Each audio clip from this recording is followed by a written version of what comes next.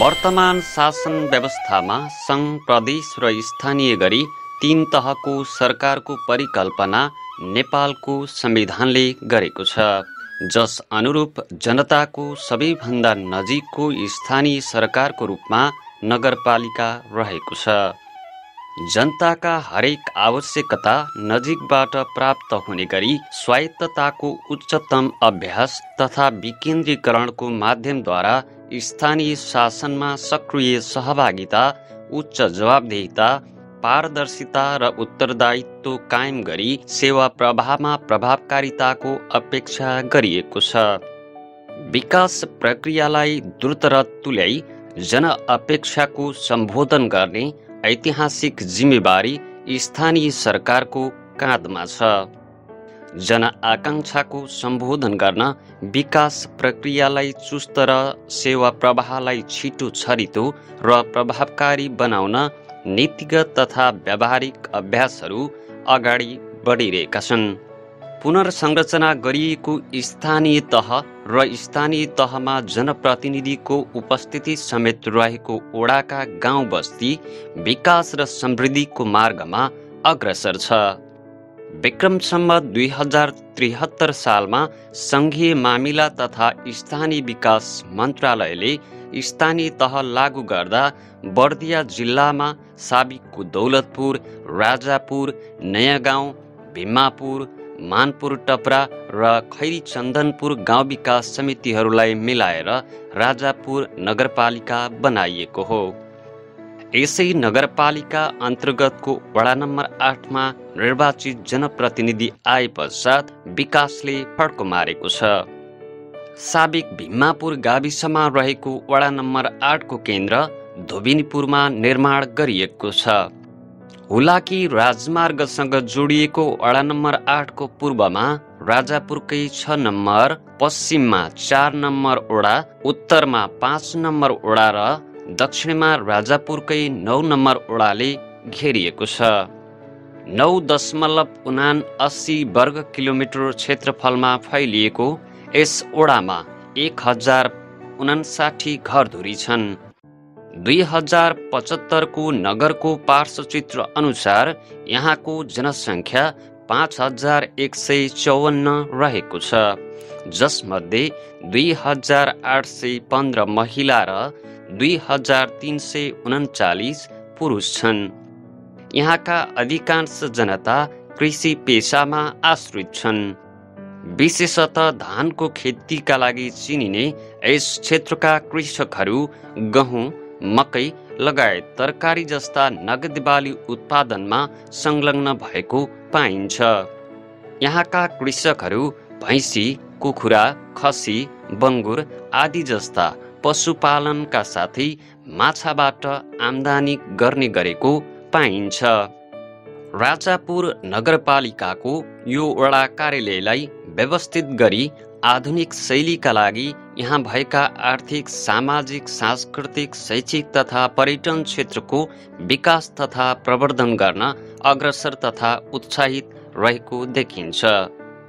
यही ऊर्जालाई विकासको आधार मान्ने हो भने यस ओडाले चाँडै नै आधुनिकतातर्फ फड्को मार्ने ओडावासीको विश्वास छ।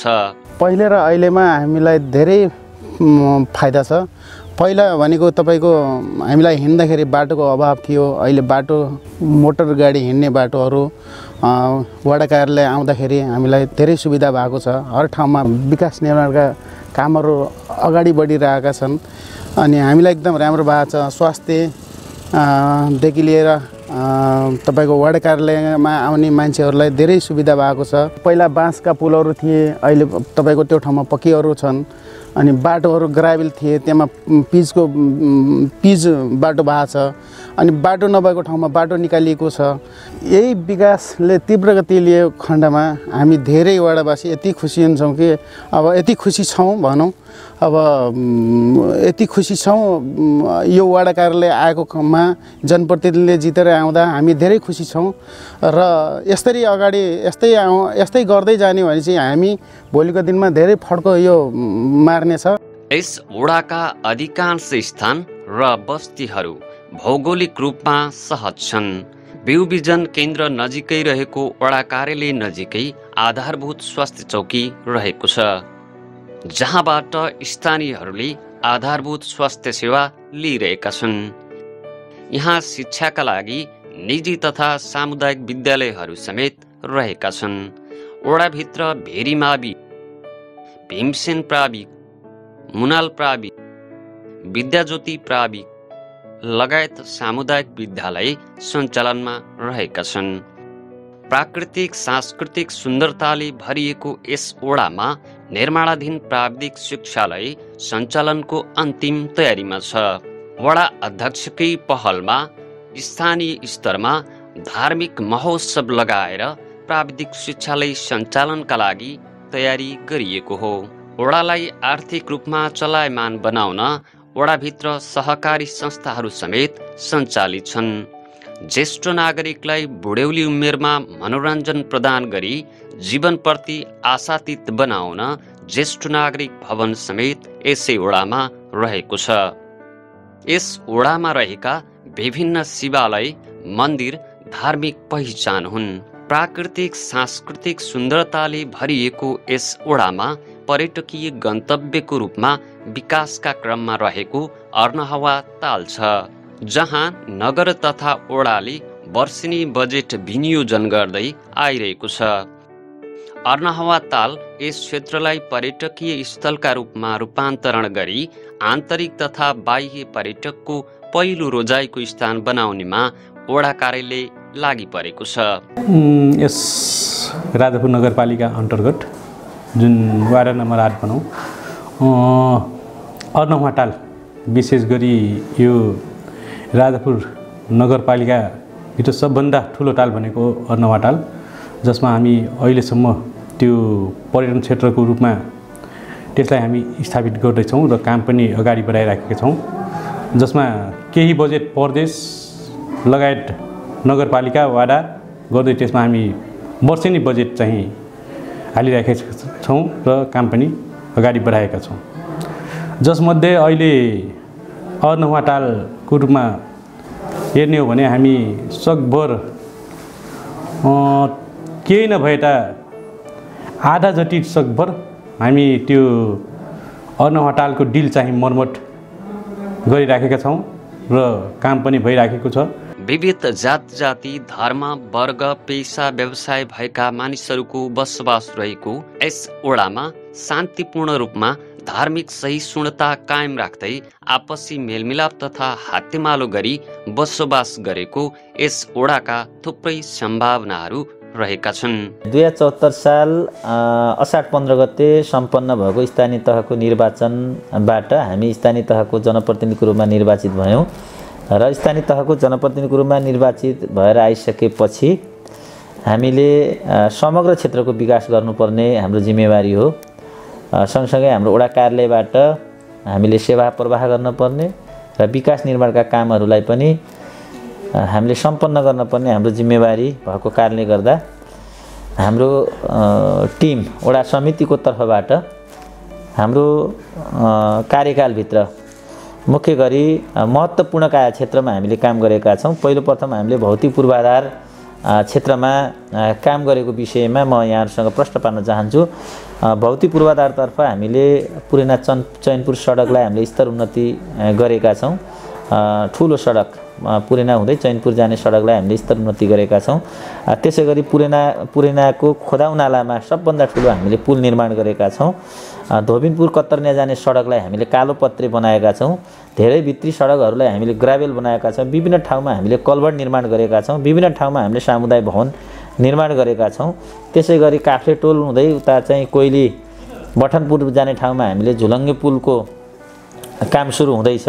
धोबिनपुर फतेपुर हुँदै पुरेना जाने सडक स्तर उन्नति हुँदैछ। त्यसै गरी ओस्तासपुर हुँदै काफ्लेटोल हुँदै पुरेना जाने सडक पनि हामी यो वर्ष स्तर उन्नति गर्दैछौँ र हामीले वडा कार्यालयको भवन निर्माण गरेका छौँ। स्वास्थ्य कार्यालयको भवन निर्माण गरेर सेवा प्रवाह गरेका छौँ। प्राविधिक शिक्षालयको भवन निर्माणाधीन अवस्थामा छ। हामीले पूर्वाधारतर्फ हामीले विभिन्न कार्यक्रमहरू गरेका छौँ। त्यसै गरी स्वास्थ्यतर्फ हाम्रो स्वास्थ्यको समस्या कुनै पनि के अरे स्थायी संरचना नभएको अवस्थामा पनि हामीले हाम्रो कार्यालयबाट स्वास्थ्य कार्यालयको भवन सम्पन्न गरेर वडा कार्यालयबाट हामीले सेवा प्रवाह सुरु गरेका छौँ। त्यसै गरी हामीले ज्येष्ठ नागरिकहरूलाई घर घरमै गएर स्वास्थ्य सेवा प्रवाह गरेका छौँ र विशेष गरी कोभिडको बेलामा पनि हामीले विपदको बेलामा हामीले ज्येष्ठ नागरिकहरूलाई घर घरमा गएर स्वास्थ्य सेवा हामीले दिँदै आएका छौँ।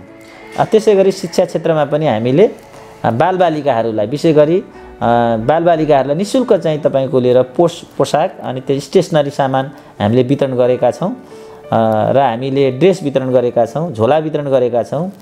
त्यसै गरी हामीले विभिन्न स्वास्थ्य शिक्षासँग सम्बन्धित हामीले प्रतियोगितात्मक कार्यक्रमहरू हामीले सञ्चालन गरेका छौँ र यो विशेष गरी व्यवहारिक शिक्षालाई नै जोड दिनुपर्छ भन्ने हिसाबले हामीले प्राविधिक शिक्षातिर जोड दिनका लागि हामीले महायज्ञ मार्फत प्राविधिक शिक्षालय स्थापनाका निम्ति हामीले प्राविधिक शिक्षालयको भवन निर्माण को कार्यक्रममा हामी अगाडि बढेका छौँ।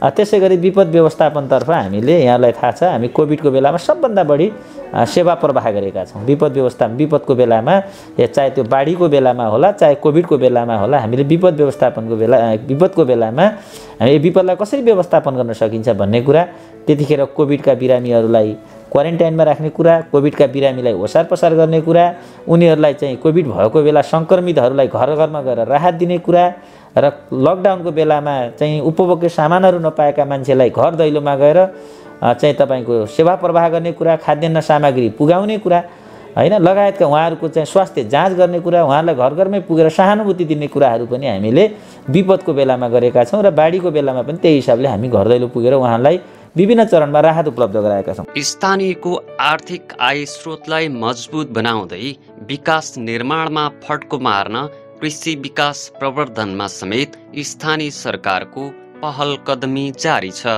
धान, गहुँ, मकै जस्ता कृषिजन्य उत्पादन प्रवर्धनसँगै बजारीकरण गर्ने गरी गाउँमै रोजगारीको सृजना गर्न पनि वडा कार्यालय अग्रसर छ।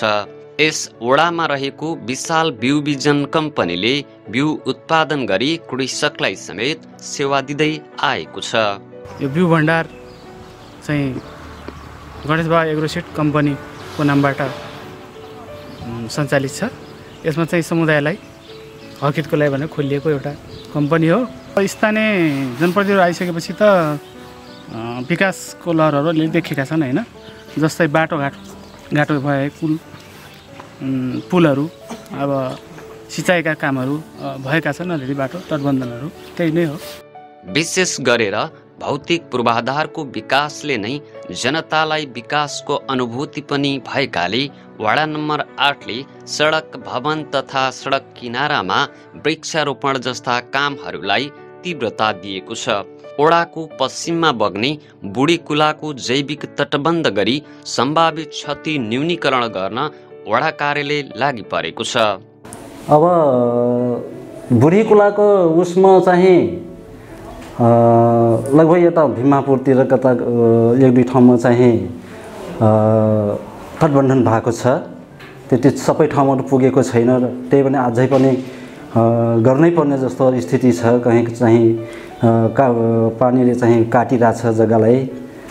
अनि अब वरालाई चाहिँ हेर्दाखेरि अब पहिला विगतमा तपाईँको यो वरा धेरै पछि परेको बाटोघाटो अनि पुलेसा अनि तपाईँको भवन लिएर सबै चाहिँ एकदम नाजुक स्थितिमा थियो। आज हामी चाहिँ यो वडामा जनप्रतिनिधि भएर आइसकेपछि अब भनौँ बाटोघाटो घेराइबिल पहिला स्तर उन्नति गरियो, त्यसपछि चाहिँ घेराइबिल गरियो, पुलेसामा जहाँ पनि पुल थिएन त्यो पनि अब पुल धेरै जसो सबै त बनेको छैन, त्यही पनि अझै आवश्यकता छ धेरै ठाउँमा। तर लगभग 50% त भइसकेकै छ।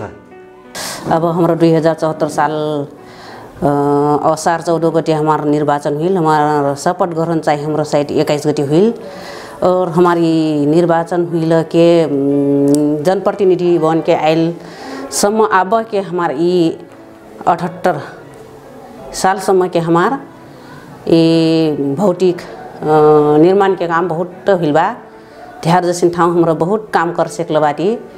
और जहाँ जहाँ के हमारा जनता हुकन के मांग रथिन कि हमार ठाव ऐसी चीज़ हुई पड़ल कह के कथा था हमरा सगलो प्रयास करके हमरा उठाव बजट डर थी डर लफी बाटी काम फे संपन्न हुई बा।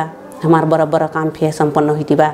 अब हमार कोयली गाँव र कोयली सुकुम्बासी र भोगपुर सुकुम्बासी जोड़ना बरवर काठे पुल रह ओम फे हमार पक्की पुल बनना एकदम बनना शुरू हुई बा।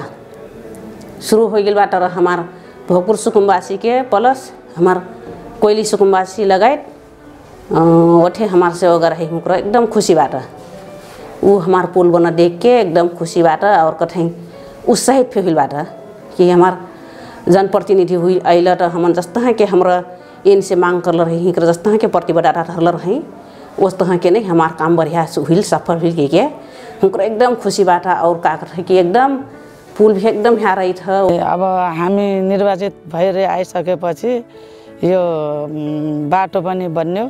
यो बाटो त जति नै रद्दै थियो 2-4 जना हिँड्ने पनि थिएन। यो बाटो बनायौँ चक्लाई गऱ्यौँ अनि माटो भर्यौँ गरामिन पनि गऱ्यौँ। त्यहाँको अर्को बाटो पनि गरामिन भयो अनि फुल पनि लगायौँ। फुल पनि बचेका छन् कुनै कुनै ठाउँमा मरेका छन् फुल पनि बचेका छन् अनि त्यो पारी पुडिना जाने पुल पनि बन्यो अनि गोडाना स्कुल जाने पनि झुलुङ्गे पुल जस्तै लोखण्डको बनाएका छौँ अनि धेरै ठाउँमा कलबट पनि बनेका छन् अनि बाटो पनि बनेका छन्। अब 8 नम्बर वाडामा धेरै ठाउँमा धेरै विकास भए जस्तो लाग्छ। हाम्रो यस राजापुर नगरपालिका वडा नम्बर 8 धोबिनपुर कार्यालयबाट दैनिक रूपमा हामीले व्यक्तिगत घटना दर्तादेखि लिएर पञ्जीकरणको पाटो पर्छ त्यो त्यस्तै गरी सामाजिक सुरक्षा भत्ता अनि हाम्रो यो वडाबाट दिने विभिन्न प्रकारका सिफारिसहरू 4 किल्ला घरगुट बाटो जग्गा नामसारी नागरिकताको सिफारिसदेखि लिएर सबै प्रकारका हामीले यस वडा कार्यालयबाट सेवा सुविधाहरू हाम्रा ग्राहक वर्गहरूलाई उहाँहरूले चाहनुभएको माग गर्नुभएको बमोजिम नै छिटो दुरुस्त रूपमा नै सेवा प्रवाह गरिरहेका छौँ। हाम्रो यस वडा कार्यालयमा उहाँहरूको सेवाग्राहीहरू प्रतिको गुनासो छ भने गुनासोको लागि सुझाव पेटिका पनि व्यवस्था गरिएको छ। त्यही अनुसार हामीले हामीसँग भएको कमी कमजोरीहरूको पनि आकलन गर्ने गरिएको छ। आर्थिक वर्ष 78-79 का लागि सङ्घ प्रदेश र नगरपालिकाबाट यस वडामा प्राप्त झण्डै 7 करोड रुपैयाँको बजेटले आधारभूत विकासका क्षेत्रमा खर्च गर्ने गरी बजेट तयारी गरिएको छ। अहिले कार्यान्वयनको चरणमा रहेको छ भने बजेटले सडक कलभट पुल पुलिसा निर्माणसँगै कृषि र शिक्षा क्षेत्रलाई प्राथमिकतामा राखेको छ। त्यसै गरी हामीले कृषिमा विशेष गरी कृषकहरूलाई हामीले विभिन्न समयमा विभिन्न जातका चाहिँ बिउहरू चाहिँ तपाईँको लिएर के अरे उपलब्ध गराएका छौँ हैन। विशेष गरी बेमौसमी चाहिँ तरकारीका बिउ बिजनहरू उहाँहरूलाई तालिमहरू उहाँहरूलाई चाहिने केही चाहिँ तपाईँको लिएर सामग्रीहरू हामीले वितरण गर्दै आएका छौँ र व्यवसायमूलक चाहिँ कृषि खेती गर्ने कृषि चाहिँ फर्म चाहिँ दर्ता गरेर व्यवसाय गर्ने कृषकहरूलाई हामीले हाम्रो वडा कार्यालयबाट चाहिँ तपाईँ नगरपालिका मात्रै बाट केही राहत पुग्ने खालका कार्यक्रममा हामीले चाहिँ समावेश गरेका छौँ। यसै गरी हामीले ज्येष्ठ नागरिकको लाई पनि विभिन्न चरणमा उहाँहरूलाई चाहिँ न्यानो कपडाका कुराहरू होलान् उहाँहरूलाई चाहिँ चाहे तपाईँको लिएर आएर झोल वितरणका कुराहरू होलान् उहाँहरूको चाहिँ तपाईँको लिएर शिविर सञ्चालनका कुराहरू होलान् स्वास्थ्य शिविर लगायतका कार्यक्रमहरू हामीले सञ्चालन गर्दै आएका छौँ। त्यसै गरी महिलाहरूको सन्दर्भमा हामीले महिलाहरूलाई जो चाहिँ सुत्केरी महिलाहरूलाई जो छोरी जन्माउने आमालाई हामीले मासी एउटा सुत्केरीलाई 5,000 रुपियाँ प्रोत्साहन भत्ता हामीले दिँदै आएका छौँ र महिलाहरूलाई हामीले विशेष गरी महिला हिंसा सम्बन्धी कार्यक्रम सञ्चालन गर्दै आएका छौँ र महिलाहरूलाई विशेष गरी उहाँहरूलाई विभिन्न खालका जनचेतनामूलक कार्यक्रमहरू सञ्चालन गर्दै आएका छौँ। त्यसै गरी हामीले जनजातिलाई पनि जनजातिको संस्कृतिलाई जगेर्ना हुने गरी विशेष गरी थारू सांस्कृति कार्यक्रमलाई हामीले जोड दिएका छौँ। त्यहाँ थारू कल्चरलाई चाहिँ जगेर्ना हुने गरी थारू सांस्कृतिक ग्राम निर्माणको निम्ति हामीले चाहिँ वस्ताजपुर गाउँलाई हामीले छनौट गरेका छौँ। त्यसै गरी हामीले बालबालिकालाई विशेष गरी अनाथ बालबालिकालाई पनि हामीले केही चाहिँ मासिक 1000 रुपैयाँ भत्ता दिने व्यवस्था कार्यक्रम सञ्चालन गरेका छौँ, जसको आमा बाबु बुवा विहीन भएका चाहिँ अनाथ बालबालिकाहरूलाई पनि हामीले केही चाहिँ हाम्रो सरकारको तर्फबाट वडा कार्यालयको तर्फबाट केही सेवा प्रवाह गर्नुपर्छ, हामी चाहिँ सबैको गार्जेन हौँ भन्ने उद्देश्यले पनि हामीले चाहिँ बालबालिकालाई पनि हामी कार्यक्रममा समावेश गरेका छौँ। त्यसै गरी जनजातिकै अर्को एउटा कार्यक्रम मैले छोडेँ, जनजाति विशेष गरी यो थारू समुदायको बाहुल्य क्षेत्र भएको कारणले गर्दाखेरि यो थारू जातिहरूको यो परम्परागत संस्कार यो बडगर प्रथालाई संस्थागत गर्नको निम्ति बडगरहरूलाई हामीले मासिक रुपियाँ 1000 रुपियाँ भए पनि त्यो कार्यक्रममा सम्बोधन गरेर त्यो प्रथालाई संस्थागत गर्नको निम्ति हाम्रो वडा कार्यालयले कार्यक्रम सञ्चालन गरेका छौँ।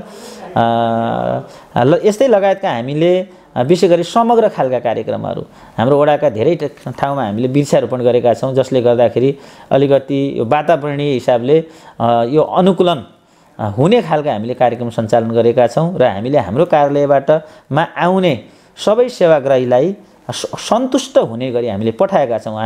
हाम्रो कार्यालयमा यहाँ उहाँहरू आइसके पछाडि मैले मेरो शब्दबाट भन्नुपर्दा यहाँहरू के कामले आउनुभयो, यहाँहरूको काम के छ भन्ने कुरा हामीले भेटेसम्मकालाई हामीले सोध्ने हाम्रो चाहिँ एउटा शैली अपनाएका छौँ। उहाँहरूको समस्या हामीले पहिला बुझ्ने, त्यो पछि उहाँहरूको समस्यालाई सम्बोधन गर्ने र सकेसम्म व्यवहारिक हिसाबले हाम्रा चाहिँ नागरिकलाई, हाम्रा वडावासीलाई हामीले दुःख नदिने गरी हामीले दिने सिफारिसमा होला, हामीले गर्ने सेवा प्रवाहमा होला, हामीले उहाँहरूलाई कुनै किसिमको अप्ठ्यारो महसुस नहुने गरी हामीले उहाँहरूलाई सेवा प्रवाह गरेका छौँ।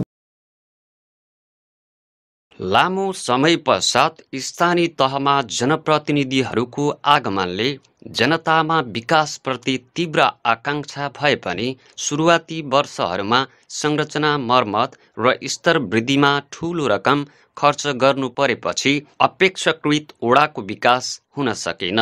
तर अब भने यस ओडाले विकासको गति लिइसकेको छ। विकास र समृद्धि कुनै एक निश्चित प्रक्रिया मात्र नभएर एउटा अभियान पनि हो।